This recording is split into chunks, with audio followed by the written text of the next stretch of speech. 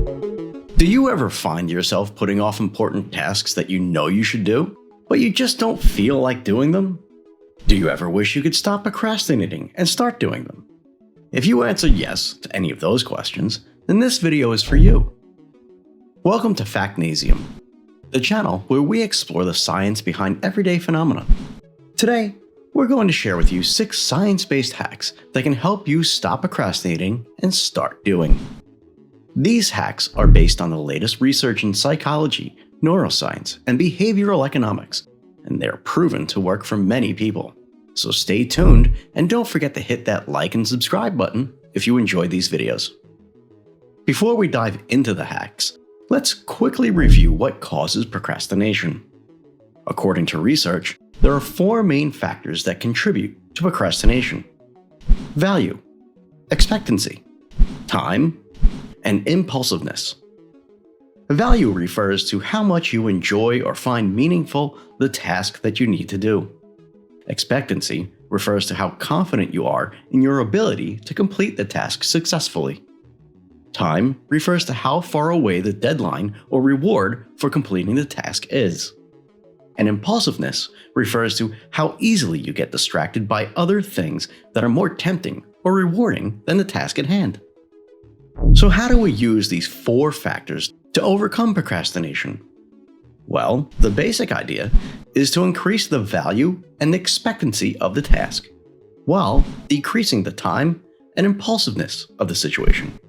And here are 6 practical ways to do just that. Hack number 1. Change "I have to" "I want to." This can help shift your perspective from a threat to a challenge and motivate you to do the task for your own benefit. For example, instead of saying, "I have to write this report by tomorrow," say, "I want to write this report by tomorrow because it will help me improve my skills and impress my boss." This way, you're focusing on the positive outcomes of doing the task rather than the negative consequences of not doing it. By changing your self-talk from "I have to" "I want to," you're also activating different parts of your brain. When you say "I have to," you're activating the amygdala, which is responsible for fear and stress responses. When you say "I want to," you're activating the prefrontal cortex, which is responsible for planning and decision making. So by changing your words, you're changing your mindset and your behavior. Hack number 2. Aim for greatness, not perfection. Perfectionism can lead to procrastination because it makes you fear failure and avoid negative emotions.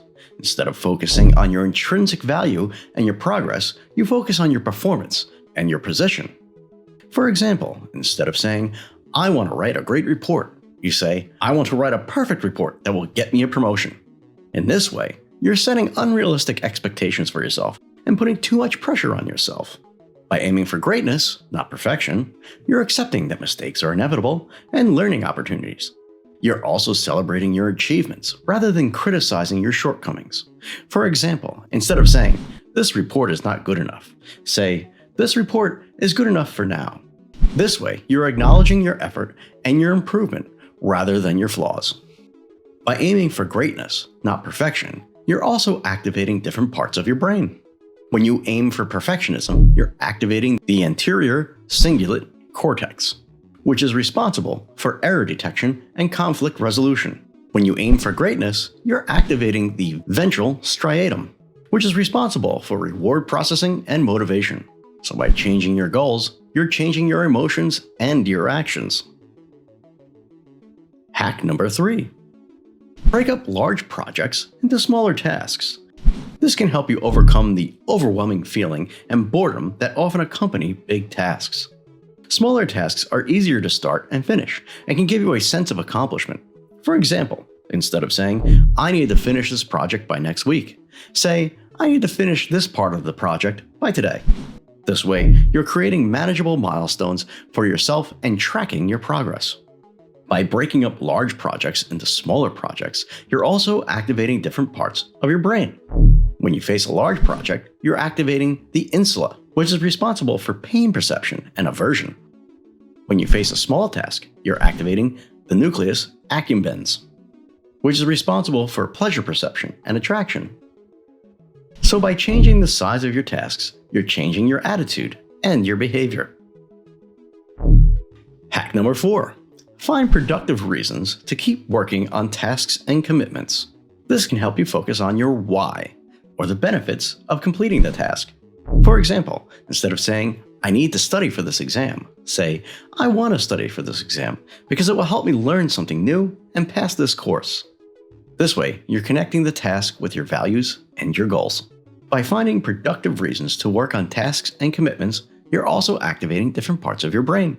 When you lack a reason to do something, you're activating your default mode network, which is responsible for mind wandering and self-referential thinking.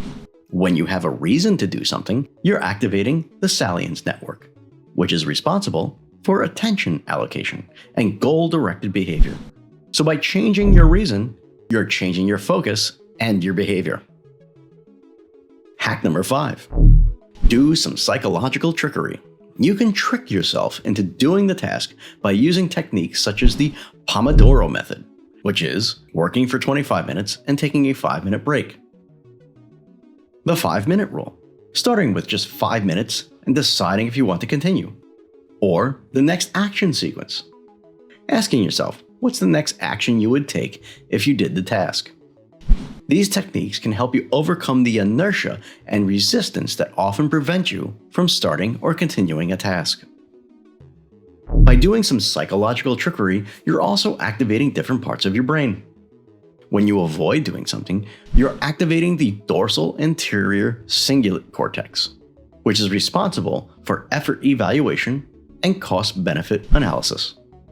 When you do something, you're activating the ventral medial prefrontal cortex, which is responsible for value representation and reward anticipation. So by changing your strategy, you're changing your motivation and your behavior. Hack number 6. Practice mindfulness. Mindfulness can help you overcome procrastination by reducing your instant gratification urges and increasing your self-regulation. You can practice mindfulness by meditating, breathing deeply, or being aware of your thoughts and feelings without judging them. By practicing mindfulness, you're also activating different parts of your brain. When you're distracted by temptations, you're activating the ventral tegmental area, which is responsible for dopamine release and reward seeking.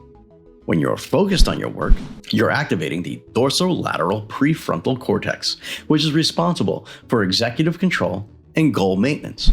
So by changing your state of mind, you're changing your impulse and your behavior. So there you have it, 6 science-based hacks that can help you stop procrastinating and start doing. Of course, these are only strategies that can help you beat procrastination. There are many others that might work better for different people or situations. The key is to experiment and find what works best for you. But remember, procrastination is not a personality trait. It's a habit that can be changed with practice and persistence. So don't be too hard on yourself if you slip up sometimes. Just learn from your mistakes and try again. And don't forget, every time you choose to do something instead of procrastinating, you're not only getting closer to your goals, you're also boosting your self-esteem and happiness. That's all for today's video. I hope you found it helpful and informative. If you did, please give it a thumbs up and share it with your friends who might be able to benefit from it as well. And if you have any questions or comments about procrastination or anything else related to this channel, feel free to leave them below. We'd all love to hear from you. And until next time, stay curious and keep learning. This is Factnasium, signing off.